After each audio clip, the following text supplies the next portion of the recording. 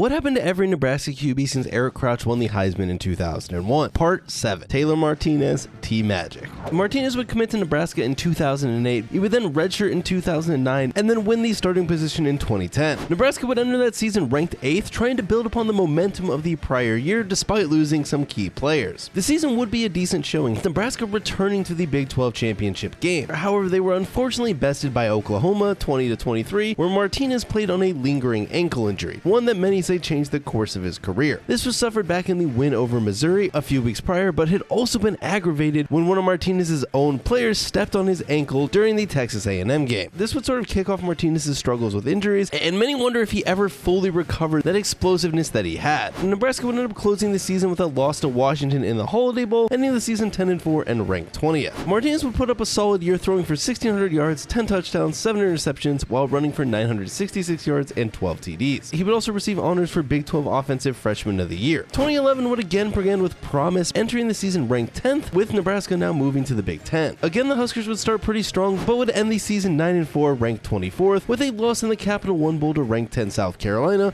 but hey, we beat Iowa that year, so you can't complain. Martinez's stats would improve over the prior year, throwing for 2,000 yards, 13 touchdowns, 8 interceptions, this time only running for 874 yards and 9 TDs. Going into the 2012 season, Martinez had begun to get some criticism for a really awkward throwing motion and being a bit turnover prone, but would work to improve these mechanics in the offseason with a QB coach. Nebraska would again begin ranked in the top 25, and this time they'd make it to the Big 10 championship game before being absolutely blown out by an unranked 7-5 Wisconsin in an embarrassing 31-70 showing. Nebraska would then go on to lose to ranked 6 Georgia in the Citrus Bowl, ending the season ranked 25th with a 10-4 record. Statistically, this was Martinez's best year, throwing for over 2,800 yards, 23 touchdowns, and 12 interceptions, along with his best rushing season, topping 1,000 yards and 10 touchdowns. This would also get him first team All Big Ten honors. So now going into his senior season, things were looking promising, and it really could be Martinez's year. However, it would not go that way, as it would be derailed during the first game with a foot injury that he basically never recovered from. He'd end up trying to play through the injury multiple different times, only appearing in 4 games, with his final game in Nebraska being a midseason loss against Minnesota. Despite losing most of his senior season, Martinez would still leave Lincoln with a laundry list of records in the books. After this, Martinez would end up going undrafted and be signed to the Eagles, however would end up failing his physical and have his contract voided, ending his football career, as despite still wanting to play, he was never able to get fully healthy. Martinez would go on to get inducted into the Nebraska Football Hall of Fame in 2023, and it really did feel like a case of what if. What if injuries didn't derail his career? As of 2023, he was working at Patch as a senior project manager. So,